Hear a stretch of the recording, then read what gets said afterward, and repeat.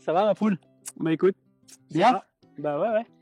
La route a été longue pour venir jusque chez toi? Ah, c'est pas tout long, hein. C'est ça. C'est pas tout long. Bon, en tout cas, je suis très content. Pareil. Content Pareil. de venir faire une petite partie de pêche ensemble sur mon lac. Bah ouais, donc le bateau est à l'eau. Tu vas nous montrer un petit peu comment tu règles tes écrans et tout ça? Ouais, c'est ça. Je vais vous expliquer. En espérant prendre un poisson quand même. Ouais, on va essayer d'attraper un brochet et puis Allez. un lavaret. Allez, On est go. parti. On a un petit peu de poisson en ce moment sur ton lac là ou... Ouais, c'est pas mal. Ouais. C'est pas mal. Bon. Bon, c'est la fin de la saison, donc les lavarets, ils croquent un petit peu. C'est pas des très gros, mais il y a moyen de prendre des poissons. Les brochets, c'est un petit peu plus aléatoire. Ouais. Oh, écoute, on va faire le maximum pour essayer de prendre 2 poissons, quoi. Écoute, ça serait bien, ce Voilà. jamais pris de lavaret. Ah bah, raison de plus alors. J'ai une chouette mission. Allez, en avant.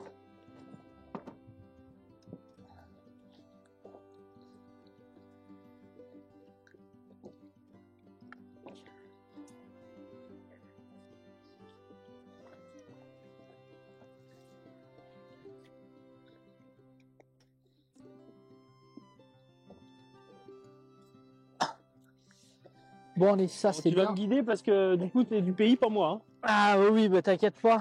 Je le connais un petit peu, le lac. J'espère. Si Je le connais un petit peu. Ça fait 17 ans que je pêche dessus. Ouais, que tu guides dessus en plus. Que je guide dessus. Non, ça fait 12 ans que je suis 12 guide ans de que pêche. tu guides, que t'es guide. 12 ans que je suis guide de pêche en Rhône-Alpes, sur la région Rhône-Alpes. Ouais. Où je travaille sur les 3 grands lacs alpins, le lac d'Annecy, le lac Clément, le lac du Bourget. Ouais. Principalement le lac du Bourget parce que c'est le plus simple d'accès pour moi. J'adore aller sur les autres parce qu'il y a beaucoup de poissons à y prendre. Et puis celui-ci, il est un peu magique. Je sais pas, il a un truc qui me plaît un peu plus que les autres. D'accord.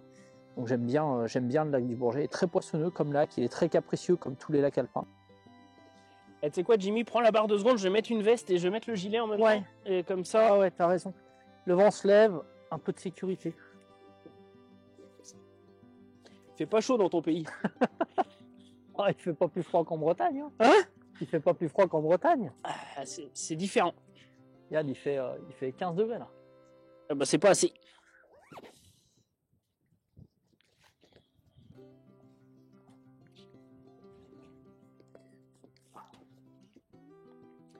Allez, je te laisse. Tu me laisses naviguer? Tu connais mieux le lac que moi. Ah bah oui. C'est ça. Après, on a la chance d'avoir un lac qui est vraiment riche en poissons. Et tu verras, on va en trouver assez rapidement. Tu peux te déplacer un peu de partout sur le lac. Du moment que tu as les bonnes profondeurs, tu vas trouver des poissons. Après, c'est beaucoup plus compliqué de trouver les gros poissons parce qu'ils n'ont plus du tout le même comportement que les petits. Les petits vivent en banc, donc c'est pour ça que tu les trouves facilement. Et les gros poissons, ils sont toujours légèrement décalés ou c'est des bancs un peu plus petits. Et ceux-là, il faut vraiment aller les chercher. Là, à cette période-là, c'est un peu plus difficile parce que c'est vraiment la fin de la saison et on a une explosion de bouffe sur le lac et on a beaucoup de poissons qui sont dehors. Donc il faudra y passer un peu plus de temps pour trouver les gros. Okay. Donc tu vois, là on vient d'arriver sur la zone. Donc j'attaque toujours la zone de loin parce que souvent on a des poissons qui peuvent être vraiment profonds. Le lac il est ultra profond, il fait 150 mètres de profondeur et même dans 100 mètres d'eau, tu peux avoir des poissons suspendus dans 20 mètres. D'accord, ok. Voilà.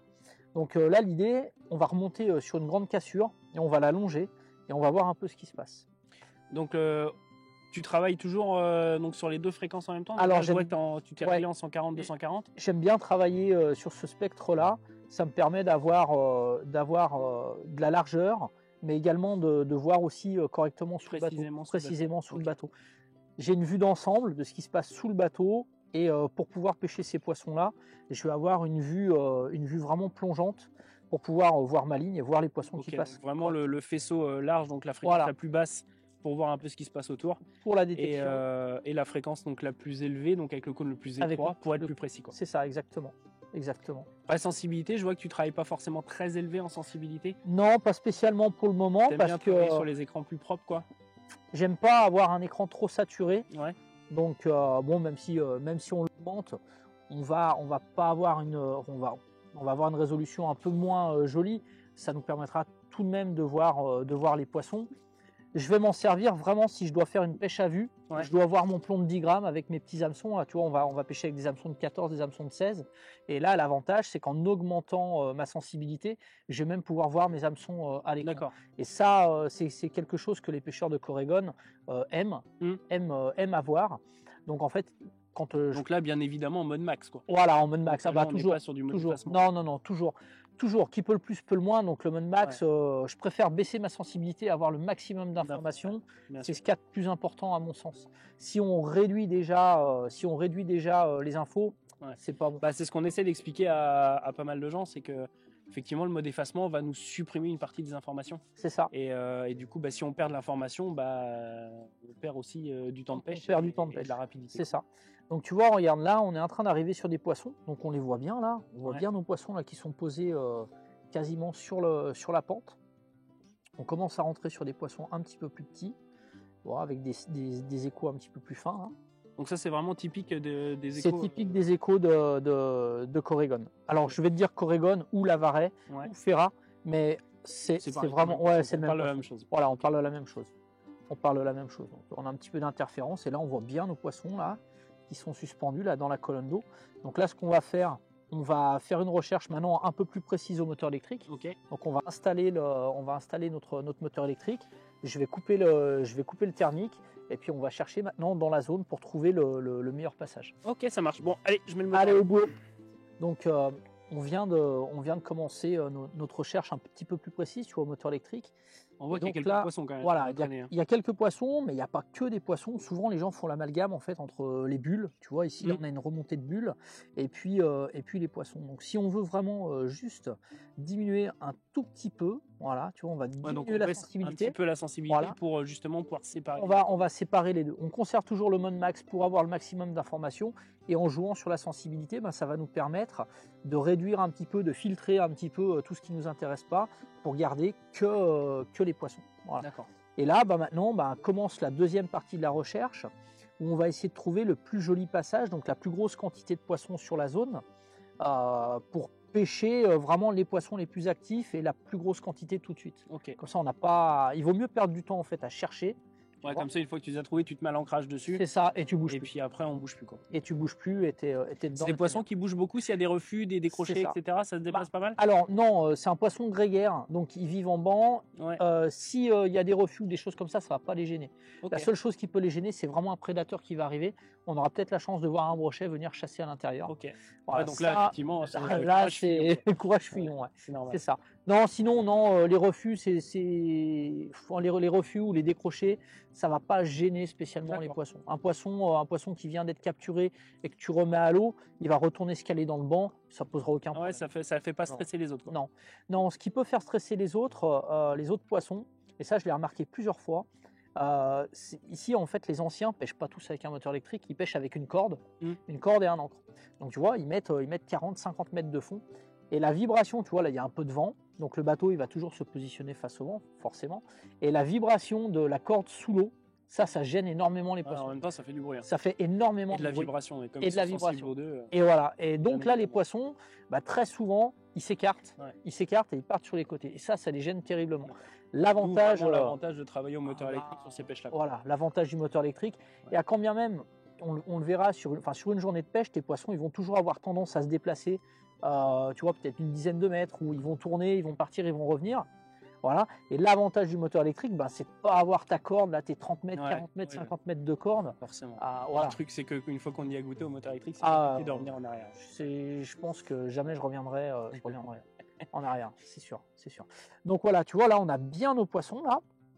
Donc on est dans 36 mètres, on voit bien le fond, on voit bien les poissons démarqués du fond, légèrement dans la colonne d'eau. Donc tu vois, là, on a des poissons qui sont suspendus, on va dire, jusqu'à 4-5 mètres au-dessus du fond. Un poisson intéressant. On a quelques poissons aussi qui passent, tu vois, c'est ce que je t'expliquais tout à l'heure. Des poissons qui passent en deux. Quelques trains de bulles. Voilà, on a des trains de bulles qui remontent, mais dans la perception ou dans la compréhension de la pêche, on se rend bien compte, et c'est très facile de comprendre que ce qu'on a ici, là, nos traits horizontaux, c'est des poissons. Plus le trait va être épais et rouge, et plus on aura des poissons qui seront vraiment sous le bateau, à l'intérieur du faisceau, voilà. Et plus on aura des poissons sur les extérieurs avec des traits très fins, où on va manquer de couleur. Bord Et là, de on cône de sera, détection. voilà, bord de cône de détection. Et là, on sera sur des poissons vraiment à l'extérieur. Le vent est en train de monter là. Hein. Là, On risque de c'est prendre un grain, quand même. là, tu vois, puis là, c'est le vent du nord. Donc là, ça, c'est pas bon. C'est vraiment le Ça mauvais monte temps noir qui un arrive. petit peu. Ouais. C'est enfin, c'est Du pas coup, le on vent va du peut-être nord. pas traîner à se mettre une Je ligne te à l'eau raconte une quand même. connerie, c'est pas le vent du nord, c'est le vent du sud. C'est un, Ah ouais, c'est un bravo, vent, bravo ouais, le mec du secteur. les mecs du secteur. Bravo Ah, le mec du secteur. Le vent du nord, il est là-bas. Alors, ça, tu vois, là, je vois mon plomb arriver là. Hop. Donc, tu vois, je peux déjà, par exemple, essayer ces poissons-là ici. Là. Donc là, ouais, on a vu Voilà. ton pont arriver ici. Voilà, hein. mon pont est Donc là, on arrivé. voit bien les trains de bulles hein, qui remontent. C'est ça. On sait Ouais. quoi, ça c'est les poissons qui fouillent dans la vase Non. ou c'est quoi? Non, pas du tout. Non, les trains de bulles, c'est souvent les matières en suspension, les matières en décomposition Ok. au fond du lac. Tout ce qui est végétal, tu vois, les feuilles, tout ça, là. C'est souvent ça qui va se décomposer et qui crée des bulles. D'accord, ok. Après, bah, tu vois, l'eau, elle est en mouvement, hein, donc tous ces mouvements-là, ça va forcément créer des bulles. Donc là, je vais redescendre, tu vois, mes poissons sont partis. Donc là, je vais redescendre. Alors l'image, j'ai volontairement accentué ma sensibilité pour vraiment voir mon plomb descendre. Ok. Donc on voit bien tous les poissons là ici, nos bulles là qui remontent. Si on a des poissons sur le fond, on pourra éventuellement pêcher en zoom. Ouais. Parce que là, les poissons, tu vois, ils sont maximum 10 mètres au-dessus du fond. Donc on pourra utiliser la vue en zoom. Et si on a des poissons décollés, je peux continuer de pêcher comme ça. Donc là, je vais descendre. Donc on voit toujours la descente de mon plomb. Hein. Et on voit vraiment là pour le coup l'intérêt du moteur électrique, hein, parce qu'il y a un peu de vent là. Il y a un peu de vent, ouais. Et tu vois là, le moteur électrique, il tient le bateau, il nous tient parfaitement stable. Ouais. Bon, Et par ça, contre, il va pas nous abriter de la pluie qui arrive. Non, il va pas nous abriter pense de la que- pluie. On va essayer On de l'a faire vu au vite. fond là. Voilà. On t'a vu Donc arriver là, sur le fond. Hein. Je suis arrivé sur le fond. Ok. Voilà. Et là maintenant, donc au niveau de la technique, en fait, je vais faire un remonté de nymphe. Donc en fait, les tout petits hameçons, c'est des hameçons de 14, 16, 18.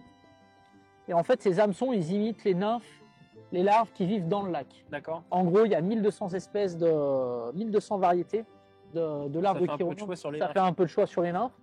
Voilà. Et comme nous, ben, ils ont leur choix, ils ont leurs envies. Donc en fait, il faut trouver les bonnes nymphes. Donc là, c'est un petit peu compliqué, je t'avouerai, avec les vagues. Hein.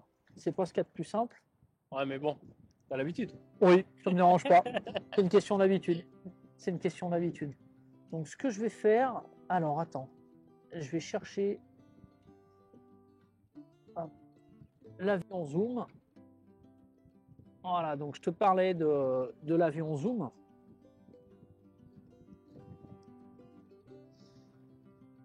Je vais baisser un tout petit peu ma sensibilité. Voilà. Donc là, sur l'avion zoom, tu vois, on a vu là, il y avait deux poissons là qui viennent de passer. Et là, on commence à voir arriver nos poissons. Donc l'avantage, c'est que je vais pouvoir remonter parfaitement mon plomb et mes nymphes dans les poissons. Donc là, tu vois, on voit le trait là remonter là, ici, là. Donc ça, c'est mon plomb. Donc, il faut rappeler quand même qu'effectivement, on voit le montage s'il est dans le cône de détection. S'il est dans le cône de détection, voilà. Si tu pêches 25 mètres derrière ton bateau, malheureusement, tu verras pas. Là, pareil, il n'est pas capable de nous montrer ce qu'il n'y a pas sous la sonde. C'est ça, c'est ça. L'idée, c'est vraiment, et c'est pour ça qu'on fait une pêche verticale, parce que on pêche vraiment à l'intérieur du cône de détection, et c'est ce qui nous permet d'avoir une bonne visibilité des poissons. Tu vois, là, j'ai un poisson qui vient de monter sur ma nymphe. Donc, donc là, on voit voilà. On voit ton montage là et le poisson. C'est ça, et le poisson juste au-dessus. Donc, tu vois, je continue d'animer un petit peu. Hop, donc dès que j'ai fini mon animation, je redescends. Donc là, on revoit mon plomb redescendre. Ouais. Et là, j'attends le prochain passage. Et je remonte mes nymphes à l'intérieur.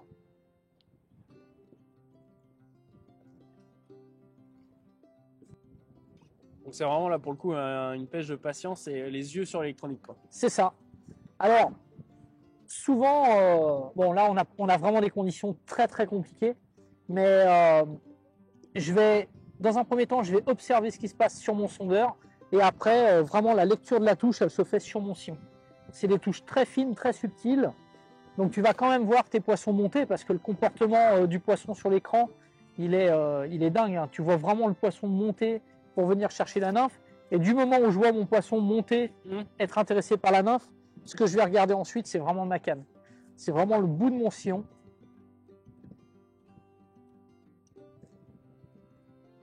Oh, les gars, on va prendre cher. Hein. Quand je vois ce qui arrive, Ouais. là, on va la prendre pour de vrai. Hein. Voilà, donc je vais redescendre un petit peu. Tu vois, j'ai un poisson qui est redescendu avec mon plomb. C'est des poissons très curieux. Donc Ouais, souvent, ils suivent. Ouais. Ils aiment bien venir voir pourquoi ça bouge. Ça leur fait absolument pas peur. Ça leur fait absolument pas peur. Raté. Non. Non. J'y ai presque cru, mais non.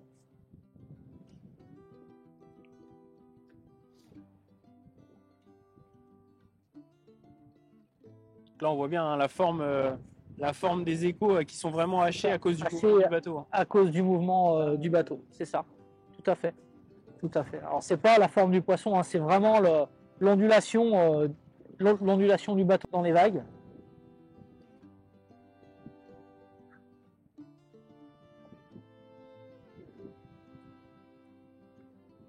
Donc du coup, comment t'en es venu toi, Jimmy, à pêcher avec les appareils Humminbird? Bah, j'ai commencé avec la compétition. J'ai commencé avec la compétition avec les championnats de France de pêche au leurre il y a une bonne dizaine d'années à l'arrière, même un peu plus encore. Et en faisant connaissance avec des sponsorisés Navicom, en faisant connaissance du boss de Christophe. Et ça a matché. Et sa confiance, il me l'a accordé, tu vois, il y a 15 ans. Et ça fait 15 ans que je suis... T'es resté fidèle, quoi. Ouais, je suis un vrai fidèle. T'as vraiment suivi l'évolution de toutes les technologies. J'ai commencé avec un petit 897 de mémoire. Je crois que j'avais un 800 qui était en noir et blanc, tu vois. J'avais vraiment... voilà, on n'avait rien au début. Hein. C'était... ça évolue très vite. Hein. Voilà. Et puis, on est passé au 1198, toute la série, et puis les moteurs électriques également. Et on est passé d'une technicité incroyable. Et je suis resté et je resterai encore longtemps parce que vraiment je suis un fan inconditionnel de ces produits. Alors déjà c'est l'amitié que j'ai avec le staff, avec des gens que je côtoie depuis maintenant quasi 20 ans, hein, tu vois, ça passe. Je parle comme un vieux mais c'est comme ça. C'est la vérité. Et puis voilà, et puis très sincèrement, je suis vraiment très satisfait des produits. Moi aujourd'hui, ça tient un rôle prépondérant dans ma qualité de prestation. Ouais, parce que toi, c'est vraiment ton outil de travail pour le coup, c'est pas un matériel loisir. Non, là pour le coup, t'en as vraiment besoin pour travailler. Voilà. Il y a un poisson qui est venu. Ouais, il y a un poisson qui est venu, qui est venu sur le plomb. Ouais. Il y a un poisson qui est venu sur le plomb. Et ouais, c'est vraiment aujourd'hui, voilà, c'est pas que le copinage, c'est pas tout ça, c'est vraiment parce que les produits sont techniques, parce que les produits m'apportent une pleine satisfaction, en fait, très simplement. Tout simplement. Et je suis vraiment fan et je continuerai, je pense, à le rester longtemps.